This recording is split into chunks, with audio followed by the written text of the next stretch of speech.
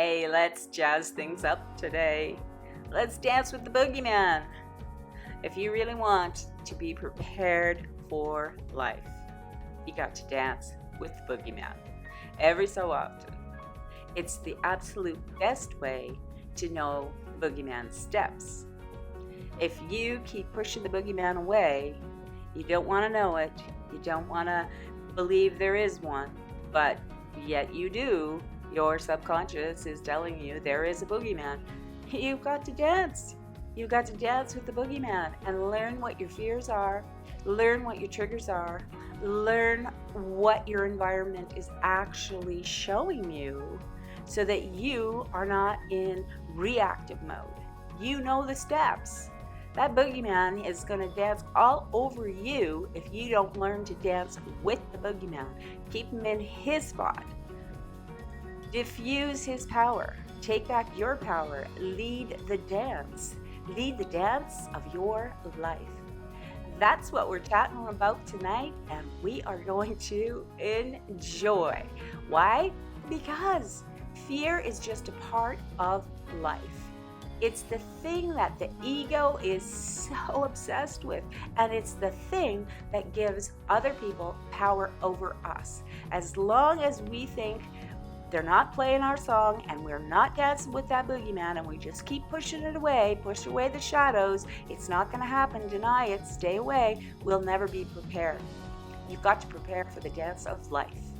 So let's get into this chat right now and explore what I found out about that old boogeyman.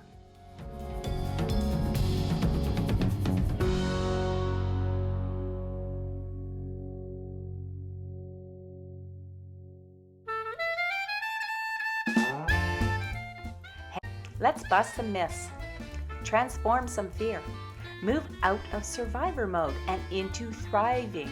Knowledge is power, they say, and I believe challenging what we know is our superpower.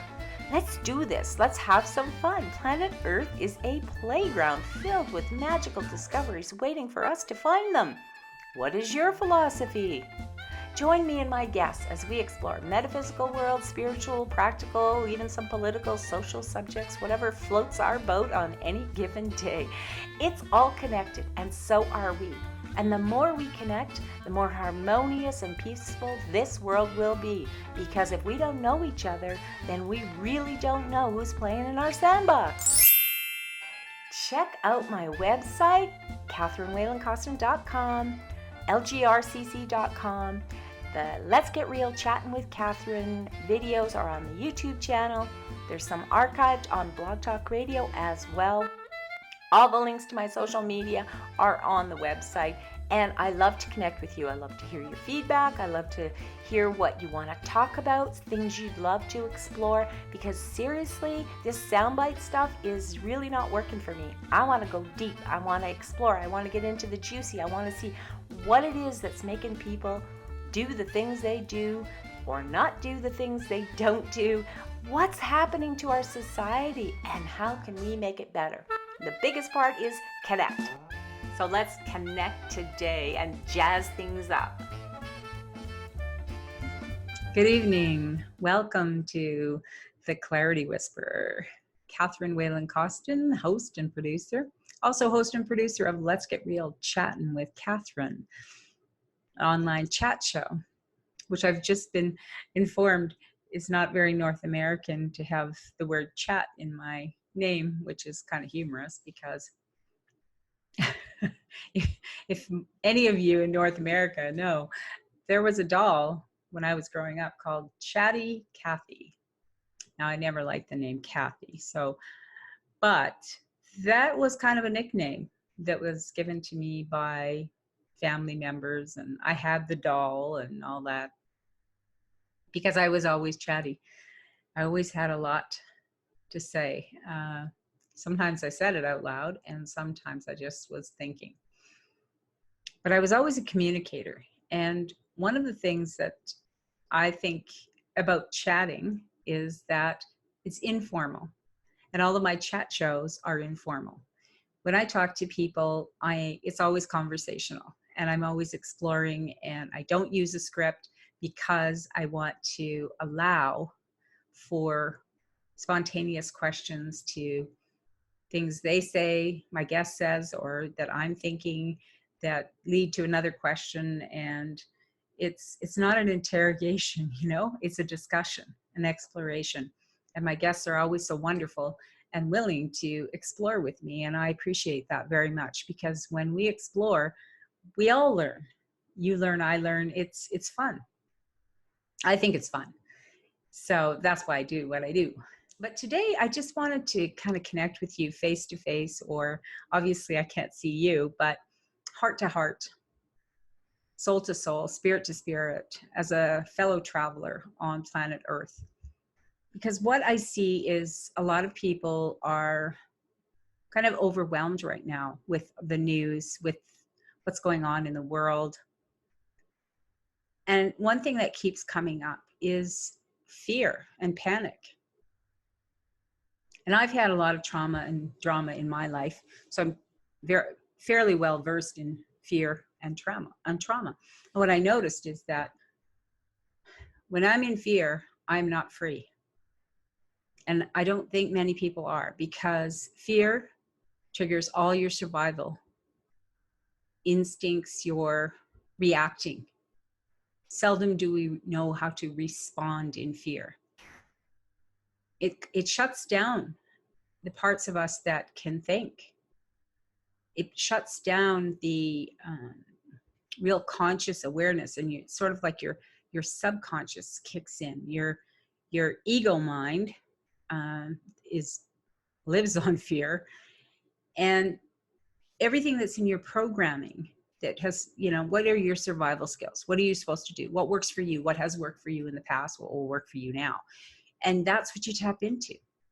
Fight, flight, freeze. In none of those are you thinking. You're just reacting. And I feel that either by design, because it does serve some people to have the masses in fear, manufactured chaos does offer opportunities for people to profit from our fear. If you're not afraid, you're not going to buy the solution, whether it's a true solution or even is necessary. A lot of people will buy when they're in fear. And I see that we're panicking. People en masse are panicking, buying things they do not need, but think they might. If I'm forced to be quarantined and I'm going to run out of toilet paper, that's their biggest fear. I mean, there are places where they're totally running out of toilet paper. It's not because they're running out of toilet paper or that they're not manufacturing it or there's a shortage. There's a problem because people are hoarding. And people hoard out of fear. I mean, there's whole shows done on the whole topic of hoarding. Why do people keep things that they don't seemingly need? Why do you, if you have one, you need 2, 3, 4. You'll never have enough if you're in that kind of mentality. And that takes us back to what this podcast is all about. The philosophy that we live by really and truly influences all these other aspects, and how easily we can be manipulated, and how our fear can be exploited. And I have a quote on my emails. All of my emails have this quote. And it's because it occurred to me at one point that, some people focus on living while others focus on trying to avoid death. It's a big difference in those philosophies. And it is, in fact, true. They're totally different mindset. You cannot avoid death. From the moment you are born, nobody has been living on this planet eternally in a physical body that we know of. I mean, we don't really know when the earth became inhabitable by humans, but there isn't anybody here now that was here in the beginning. And there probably won't be in another 100 years. Maybe after that, life expectancy is being extended, but just the same. We're not meant to be here forever. This isn't our home. And of course, that might be hard for some people who don't really have that kind of a belief in an eternal life, or that we are once created, never can be destroyed. Like Einstein said, we are energy. We come from the source of all that is. We are energy, so we cannot be destroyed. But our physical container, yes, it can, and it will eventually. But what I feel is happening today is spiraling because we're allowing it to spiral, because we're not prepared for life. It's not about preparing for death.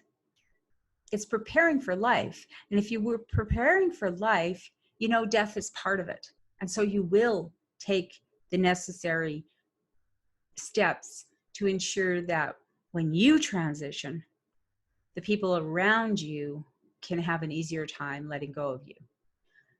When we prepare for life, we prepare for the highs, the lows, the losses, the wins. It's all part of it. And I remember we're in March now, March the 10th, 2020. So it's been 8 years since my son was killed in a vehicle accident. And I remember it like it was yesterday, because I didn't expect him to go that way. So it was a shock. But I remember a week or so, 2 weeks maybe after that happened, I met a woman who had also had a child die by drowning many years before. And she said to me, how are you? And I said, I'm fine. And she said, oh, as if I was faking it. And I said, no, I'm fine. I said, you know, I actually feel like I've been preparing for this all of my life, so that, you know, I'm okay. Oh, she was horrified. She said, how could you be prepared for that? Nobody can prepare you for that. And I thought that was odd that she would tell me that I was wrong for feeling what I felt. Because how can you truly decide what somebody else is feeling? I don't think you can. And I know I was prepared. And here's how I know. When my father died, I was 9 years old. I was not prepared for that. Neither was my mother. Neither was anyone else in our family. Neither was the community.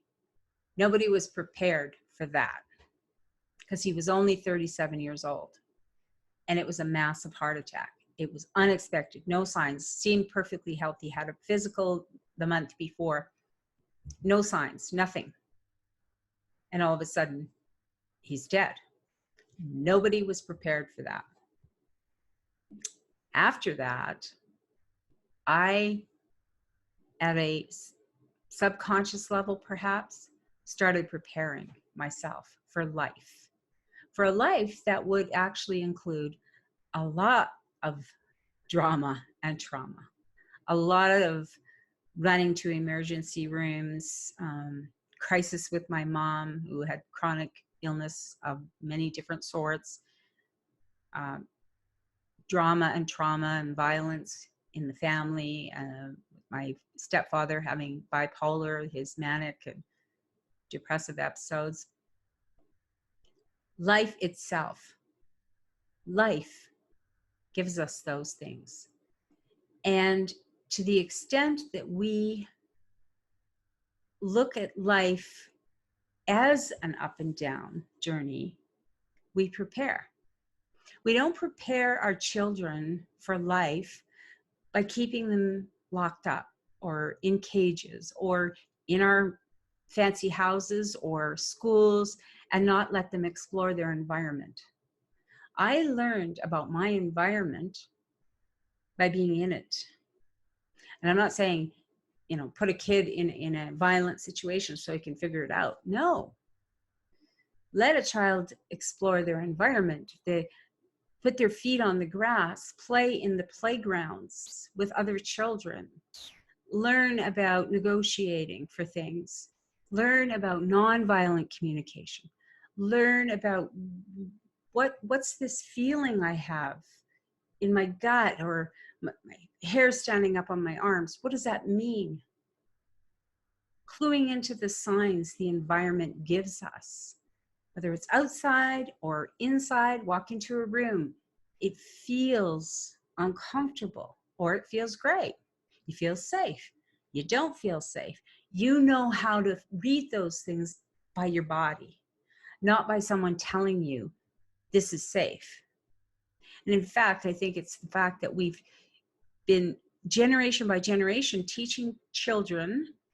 So when we were children, taught to, they called it respect your elders, but what they meant was, if a person was older than you, they were your boss. It's like military chain of command. Because the person's older, they automatically know better than you, can tell you what to do, and you have no power. Give away your power. And what we need to do, in my opinion, in my experience as a preschool teacher, as a mother of 2 sons and grandmother, just a life traveler, let me say this. We prepare people by teaching them they are powerful. They have the power. They have the right to say yes, the right to say no, the right to trust their gut. I was going to, I had a trip to Edmonton. I live south of Calgary, so I was heading for Edmonton. I had committed to it. I was going to it. I had told my family that I was going. And then actually it was about a day or two before the actual time. So it's, it's like 400 miles drive, or 4-hour drive on the highway. And I had this feeling that I wasn't going to go, that it just wasn't a good idea to go. And I couldn't really understand why. I just didn't feel good. Like, I wasn't sick, but I wasn't confident. I felt unsure. And I felt terrible that I was saying, I know I committed to this, but I'm not coming. I can't do it. And the day that I would have been traveling, and the time, a tornado went through that exact area where I would have been. And so I didn't know that. How would I know that? I was picking that up from somewhere, but I didn't go. I trusted my gut. I even though it brought me discomfort, because I know that not everybody gets it when people have a gut feeling, but we just have to learn to trust that, and to know we are safe and supported in our physical bodies on this planet. And we have to learn to listen to them. When our body's saying, don't go into that room, don't go. When it's saying, leave that situation, leave. You're invited to a party and you walk into the room and it feels yucky, like you're not welcome, or it's not the kind of energy you want to be in. Leave. Make sure to me, that is being prepared. You have the money in your, my mom used to say, my dad always told her, you always have to have mad money in your purse. And that's for when you want to leave, you can get a cab. And I think that's really good advice, so that at any time you can make that choice for yourself and anyone who's dependent on you. If you have children, you need to be prepared to make decisions. That does not mean living in fear. And what we're seeing today is, instead of preparing people to live, we're hyping people through the news, through the media, through other people, social media now, that we're all going to die. And there's something on the menu for everyone. If you're into the fear, you pull up the fear menu and open it up and you will see. You got the stock market. So if you're afraid of you're going to lose your money and you got money in the stocks, that's up and down. And boy, what's going to happen?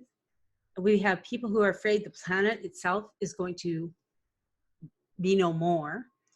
We have people who are saying, we have to get off of fossil fuels. And if we don't, catastrophe. If we have these viruses and they're huge and they're contagious and we're all going to die. So if you're afraid of those kinds of things, there's something for you there. If you're afraid of being rejected by people, just listen to your television. For sure you don't have in your cupboards whatever it is you need to buy to make sure people don't reject you, whether it's how you smell, your teeth aren't white enough, your skin isn't young enough, your hair isn't done right, whatever it is. Your furniture's not up, your paint's not up to snuff, whatever it is. Somehow, we fear the tribe is going to abandon us. And if we're abandoned here on this planet by ourselves, we're doomed. This is all programming. It's all part of the energy that we've been running on for hundreds of years, thousands of years, perhaps. And I just think it's time to stop. That's why I created Let's Get Real Chatting with Catherine, transforming fear to move us to freedom, to talk to people, to get to know people. Because when we get to know people, we find that what we've been fearing, that unknown stuff about the person, about their products, about what they're doing, when we learn about those things, we can transform that fear. And that is freedom. It certainly has been for me. So when I'm looking at, what are they talking about for these statistics on just, this one virus? Let's just start with one thing, which is I'm just thinking about the numbers of people that die from anything on the planet every day. Now think about this. We got 7.8 billion people on the planet. Yeah, right now. And every day, we have people being born, of course. According to the United Nations, 130 million babies are born worldwide each year. Nobody talks about that. But we have 8 people for every 1,000 people. 8 people die. For every 1,000, 8 people die on the planet every day. Every day. I mean, that just doesn't seem right. But then we know we have people being born every day too. So it's not the fact that people are dying, because that's not even news. Nobody even mentions that. I mean, you think that's a huge figure. There's an epidemic, people are dying. Yes, people die. It's the only way off this planet. Here's some statistics for 2019. Still, cardiovascular disease, the leading cause of death. But here's the other here's the top 10. Heart disease, cancer, accidents, chronic lower respiratory disease, stroke, Alzheimer's disease, diabetes, influenza, and pneumonia. That's not just this particular virus, but in 2019. So in 2019, 55,672 people died from influenza and pneumonia. So probably they didn't have both, but they're combining the statistics into both. That's a lot of people. And they died, and nobody hyped it. And nobody mentioned to us that we needed to stockpile things because this is going to happen.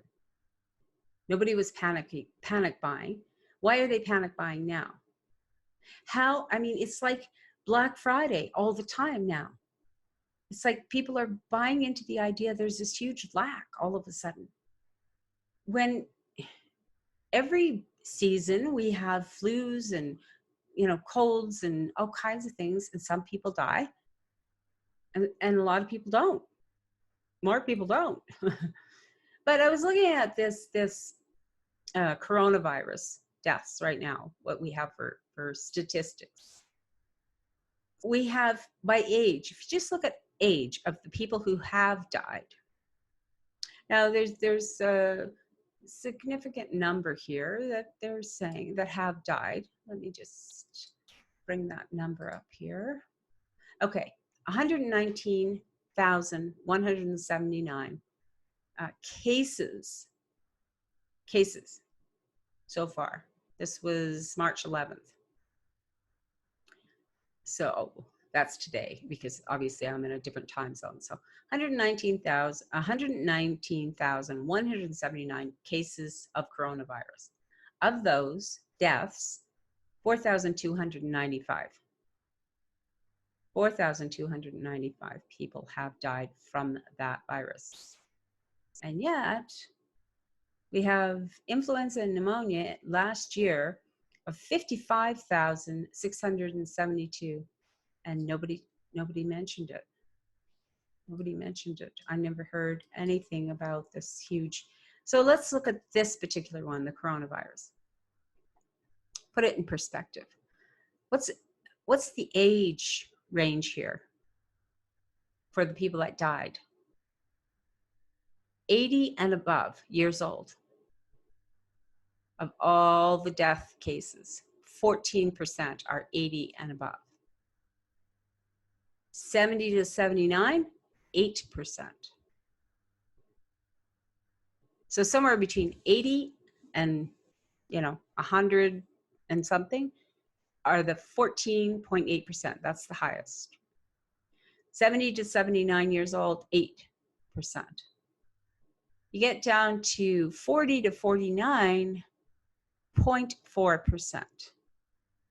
30 to 39, 0.2%. 20 to 29, 0.2%. 10 to 19-year-olds, 0.2%. 0 to 9, so babies to 9-year-olds, none have died. So I'm not saying people aren't dying and it's not traumatic for people when they do. That when you have people who are over 80, my mom was just over 80 when she died, we are not going to stay, especially if you're not in great health to start with. We're not going to be staying here until we're 300 or until our children are 100, right? I mean, most people don't want to stay that long. So why are we turning this into a tragedy? Into a horrific, fearful, something we fear. Do you fear every year? Do you fear that your neighbor's got the flu and you're going to get it and die? When my mom lived in the seniors home, there were people who got the flu back then, this is years ago, and they died. They got pneumonia and they died. It happens as a part of life. People die. So we aren't going to prepare people for life by terrifying them, especially not terrifying them about death. Because after all, we're all going to do it. It's not really anything to be afraid of. All we're doing is letting go of our body, becoming spirit again and going back to where we came from, and then going on. Now, I know that's not what everyone believes, and I get that part. I'm not even asking you to believe what I believe. But if we're actually going to thrive on this planet, we have to stop fearing it and each other. And we are right now living in a very fear-based kind of a society. We're being told to fear other people, fear lack, fear that there's not enough to go around. And at the same time, the people who are hyping up the fear are in many cases also profiting from it and manipulating us into being caged in our own way. We're caging ourselves. Long before there's a quarantine, we're doing it to ourselves. We aren't interacting with each other. We aren't going to social events.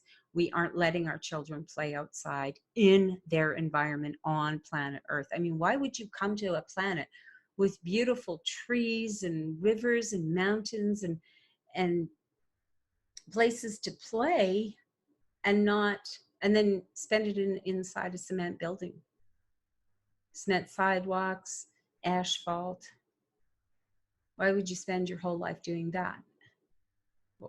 I mean, unless that's why you came here. You wanted to see what it was like to live in an asphalt jungle. Maybe you did. But I just think that it's interesting that we are preparing our children not for life. We're not preparing children for day to day how to take care of their spending habits, how to plan for things, how to anticipate buying something.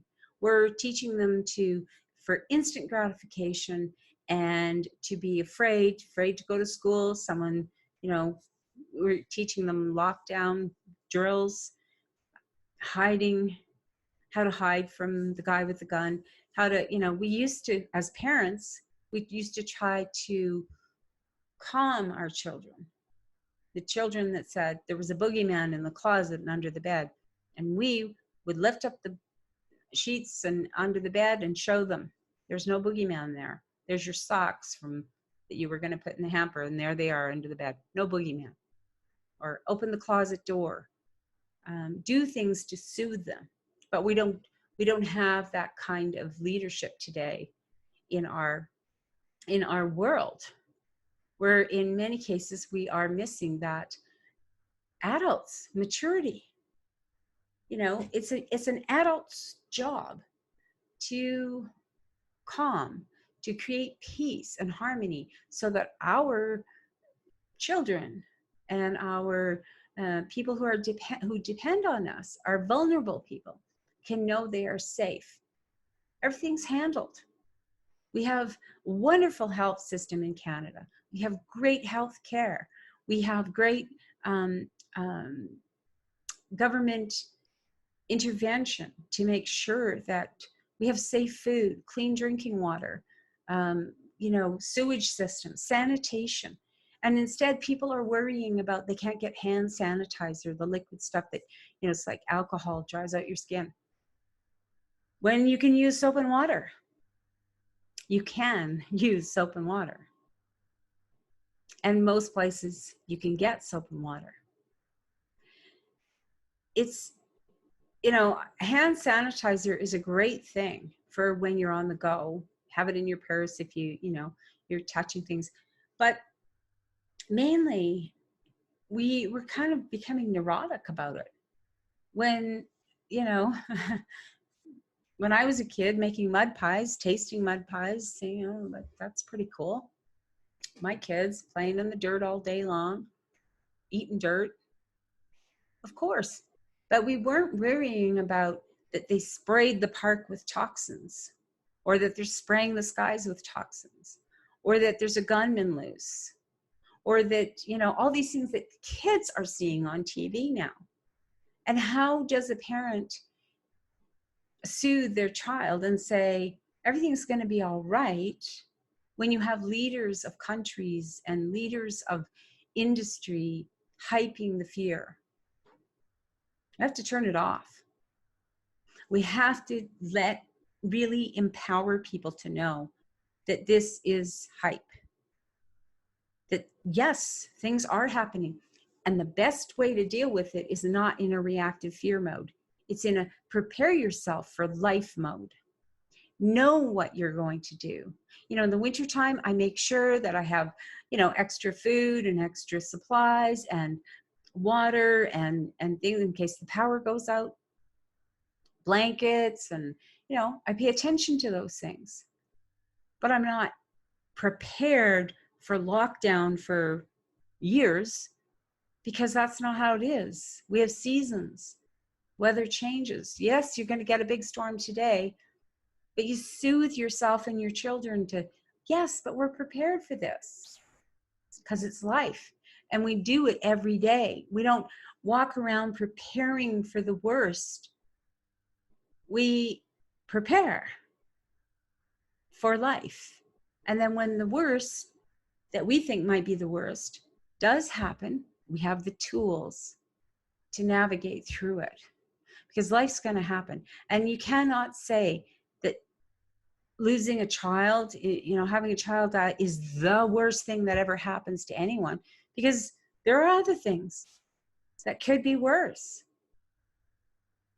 But it's because we say stuff like that we don't prepare for it. We think that if we talk about it, it'll make it happen. I didn't talk about my son being killed in that way, but I didn't expect him to die that way, but I did know what to do when he did. And I did know that it wasn't the end of my world. It was the end of his existence on the planet. But I was here before I had him. And I'm still here. So even though he was a great gift to me and brought great joy into our lives and a big part of my family, even though he's not here in his physical self, he is still on the planet. But I couldn't prevent it from happening. And I think that's what people are trying to do. Instead of preparing for life, they're trying to prevent any kind of discomfort. Like, I don't want to wait to buy that car. I'm going to go buy the one that they're selling to me today. No money down, no interest, no all of that stuff that I can't afford. I don't even have a steady job or people need to, that's prepared for life. When you look at it and say, well, wait a second, do I need that car right now? I don't have the job yet, maybe, or I have the job, but I can get the bus to get to work right now, or I can carpool, or I can do other things because I don't actually have the money to buy it. But we're not taught to do that. We're actually taught the opposite. We're taught to buy now, pay later. And later is always today. When you look at what are people paying for today, very often they're paying for last year's Christmas presents, the no money down thing. And then when the day comes to pay for it, sometimes the thing is even broken or doesn't work anymore or has lost its value completely. But you're having to pay it and pay interest on it. So people profit on the idea that you need to have that right now, or your sense of your worth is not there. Why do people, why are people going out and buying so much toilet paper that stores are running out of it? When we don't have an epidemic of diarrhea, we don't have a lack of supplies, in truth, and we don't have that many people who are infected. And even if they were, and they were quarantined, it would be for 14 days. I mean, most people are recovering. It's 14 days, so you don't spread it to other people. But 14 days, you are going to be uncomfortable and go through all of the symptoms of this virus, just like you would if you had the flu or pneumonia or cold or whatever else it is. And people are going to stay away for 2 weeks. And if necessary, they might drop off the toilet paper at the door for you if you really ran out. But is there really a need? I mean, hey, for people who need to do that, it's not for me to say. But I am saying that we aren't prepared for the most part as a society. We aren't preparing people for life. We are preparing people to react. And we are programming it. It's in the indoctrination. When, after 9/11, they had the whole, what code it was. Is it orange, yellow, whatever, security alerts. So that people can walk around in fear all the time and looking at each other suspiciously. That is not living. That is not society. How do you work together in a society when you are taught that somebody out there who you do not know, the faceless boogeyman, is a problem. And that is how they hyped it in World War II, by creating the boogeyman, by demonizing and dehumanizing certain segments of the population.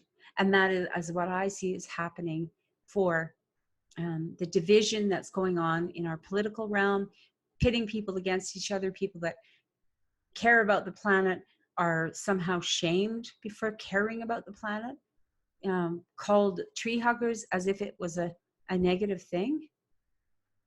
Why wouldn't you want people to love their home, care for the planet that feeds us, that nourishes us, that lets us play on her back? I mean, why is that a bad thing? And why is it a bad thing to start realizing that if you keep on putting pollutants in the air and kids can't breathe and they got asthmas going up and all kinds of health concerns, why wouldn't we try to address that? Just because it's profitable doesn't mean it's the best thing to do. You know, we have to have a bit of a moral compass here. It can't always be about whatever's profitable. And that's where, you know, I get in discussions with people about various forms of government and systems, you know, democracy, capitalism, socialism, all the isms. Well, in Canada, we have a social democracy. We have a democracy. We vote for it. We elect people. We still all own our own property if we want to. We don't have to. Some people rent. But there's nothing preventing us from doing this, nothing preventing us from going into business for ourselves. But what we have is a bit of a social safety net, in the sense that if someone gets sick, they are going to be treated. And here's the thing about that that's so interesting. You take a situation like an epidemic. If one family can't afford to be treated or get health care or health benefits, if they don't have those things and they don't get treated, and perhaps they have to keep going to work because they're sick and they don't have any money if they don't go to work because they have no benefits, no sick plan. So there they are, living right beside you, sick with some kind of an epidemic, and they can't access healthcare. In Canada, that doesn't happen because everybody is covered. So we don't have to worry about those kinds of epidemics happening because of lack of money. And this is what social safety nets are. Therefore, they're to keep society moving harmoniously. It's not about, we can't run a country like a business. Everything that's profitable is not necessarily everything we need. We need clean water, clean homes and air to breathe, and we need the services of hospitals and medical staff.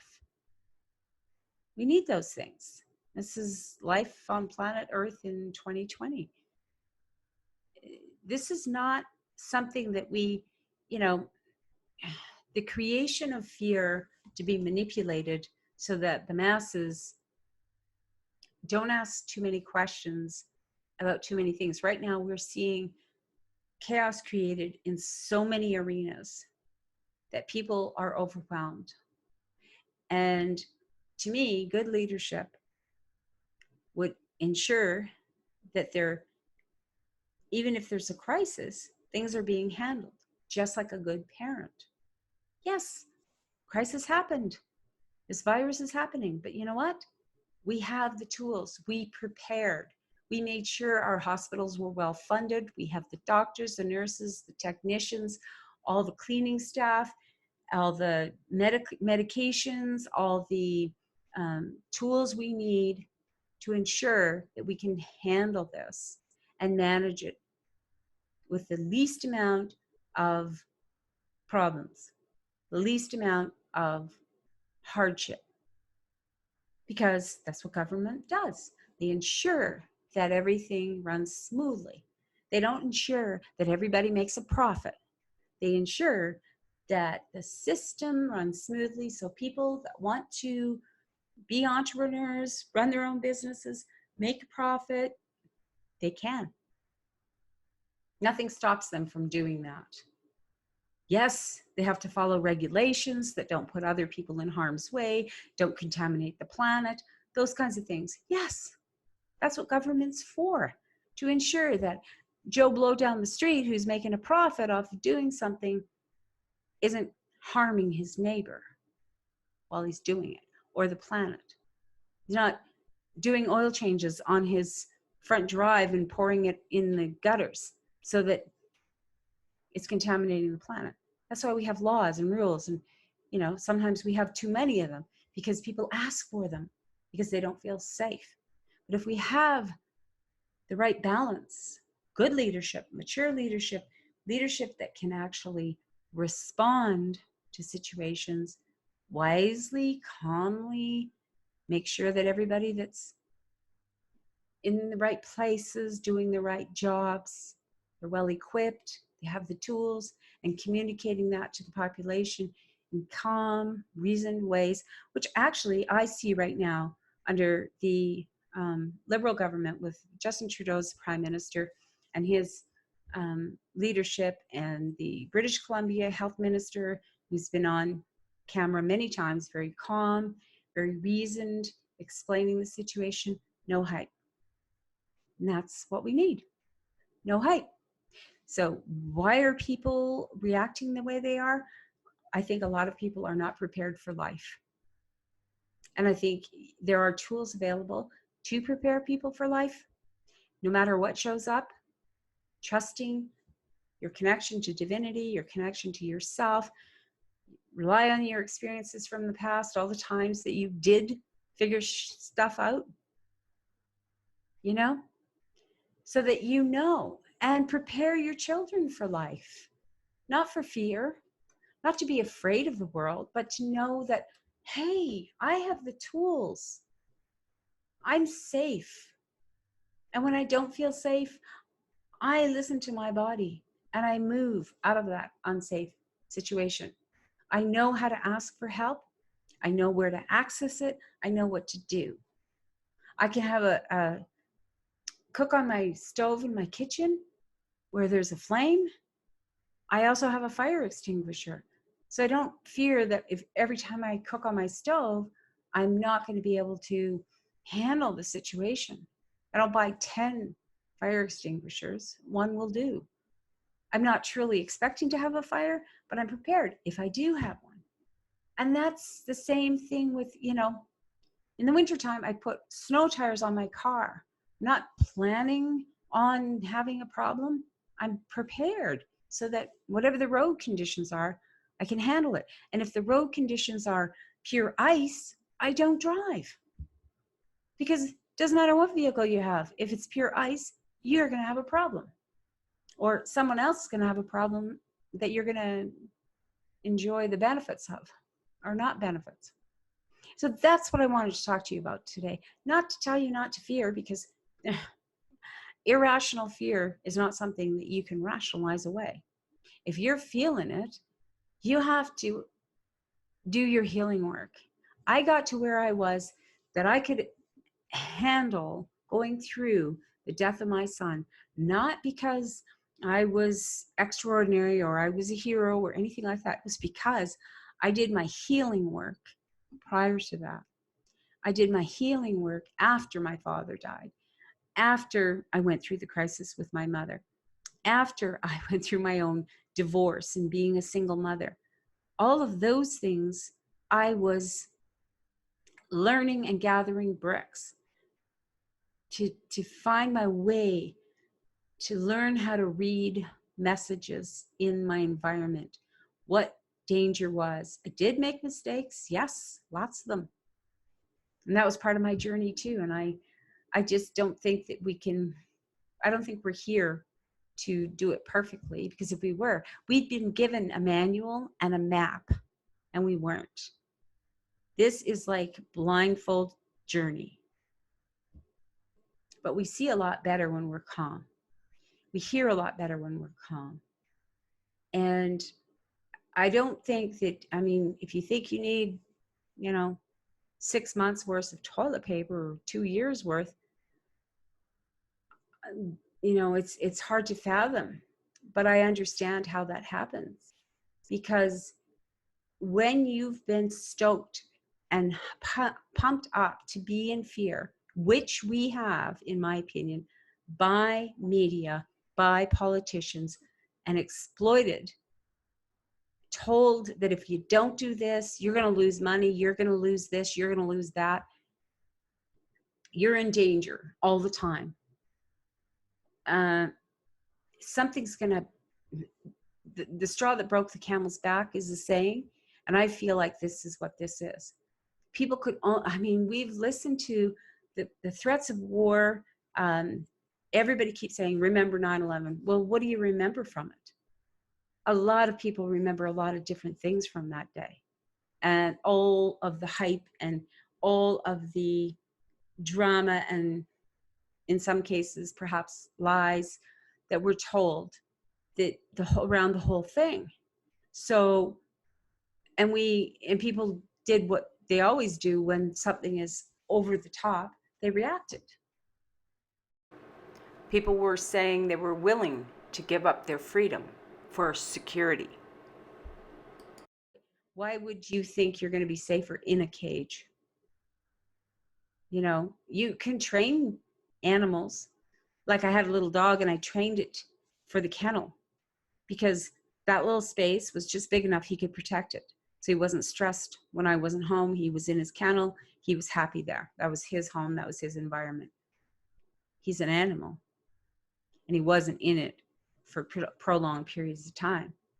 But when he was out, he thought he had to protect the whole house, which he, have a hard time doing, the whole yard. When I was home, he knew somebody else was going to help him do that. So it was, he was more comfortable. But that's what we're kind of doing to ourselves, is we are putting ourselves in the cage and then hoping somebody else is taking care of the rest of the space, because we're believing that our world is not safe. And our children, unfortunately, are believing it too, because that's what we're telling them every day. We are telling it to them through our media, through our schools, through our program for safety all the time. Which I'm not saying we shouldn't teach them what dangers are, but it seems to me that's all we're doing.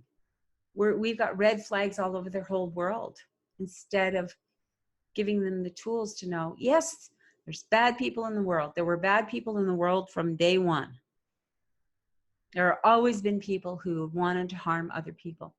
The key is to prepare your child by teaching them their power, that they don't have to give up their power even to an adult if it's inappropriate, if it's not somebody they know that cares for them, that loves them, and that they feel comfortable. Just because somebody's your relative doesn't mean they take liberties with your body. We know this now. But when I was growing up, we didn't. And we did teach children to be seen and not heard, that adults were always right, and that there was no point in trying to, if somebody wanted to touch your body, you didn't have a say. It wasn't just a matter of saying it was right or it was wrong, or that you could object. You really couldn't, because it was rare to find an adult that would turn around and say to the other adult, get out of my life, get out of my house, don't touch my child. Too many children heard, oh, he didn't mean anything by that. We all heard that, things like that. Many of us did. Some of us remember all too well. But today, I'm seeing a lot of adults who are acting very much in their ego child fear, doing things that they're not making wise choices, they're making reactive choices. And I wanted to share with you an interesting insight that I happened to have the opportunity. I was doing some work, some recording for a client friend of mine, Debbie Lang, who did an interview on her YouTube channel for talking to someone from the Kamloops area.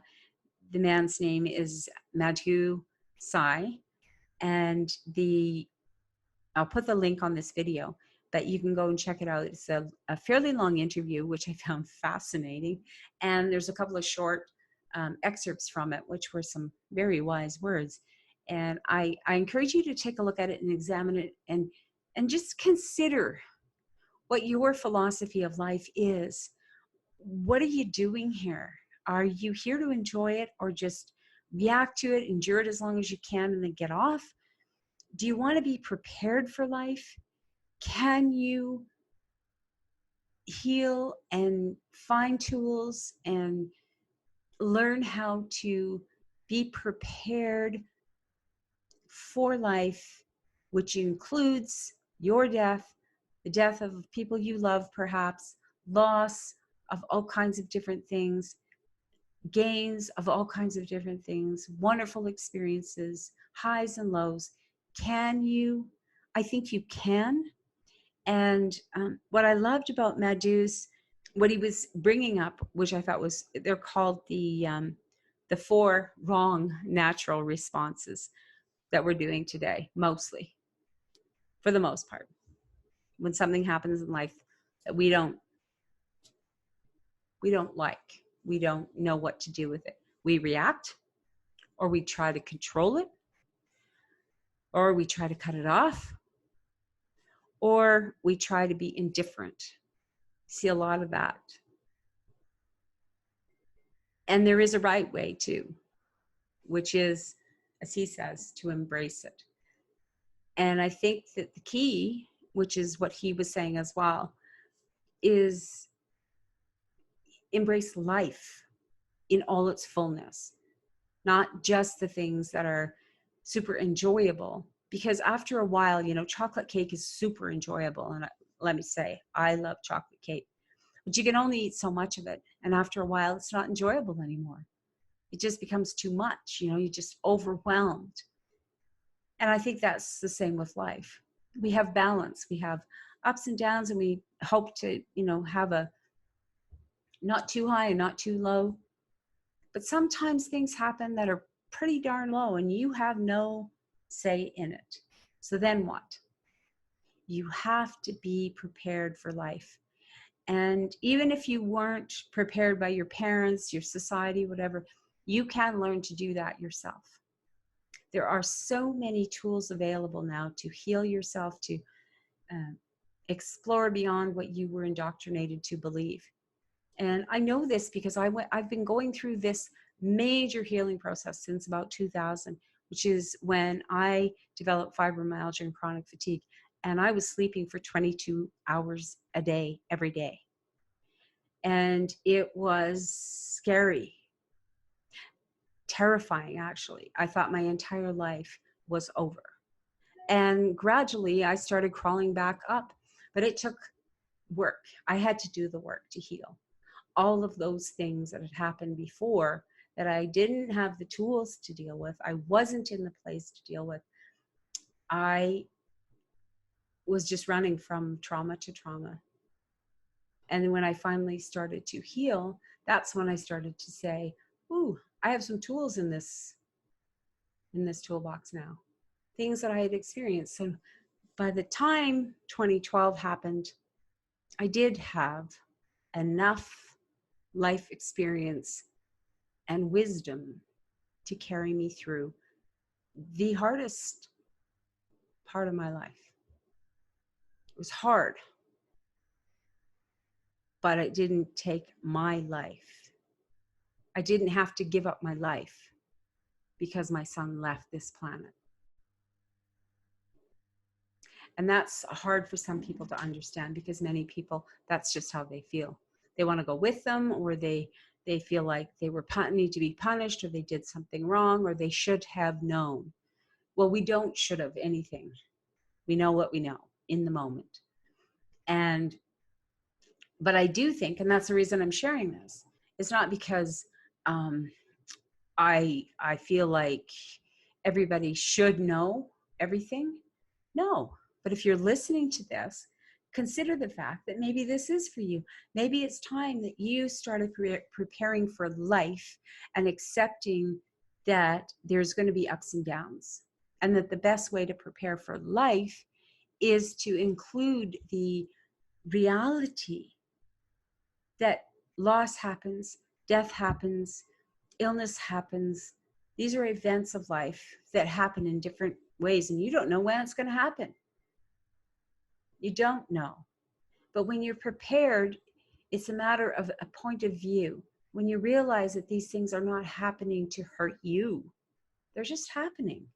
And if they're part of your life, then you can learn from them. You can gain new skills while you're going through them. You can find out things about yourself and this world that you wouldn't have otherwise known. That is what happened to me. I will share that. To learn things that I didn't know were possible to know. That is the gift. I find there's always a gift in the shadows, you know?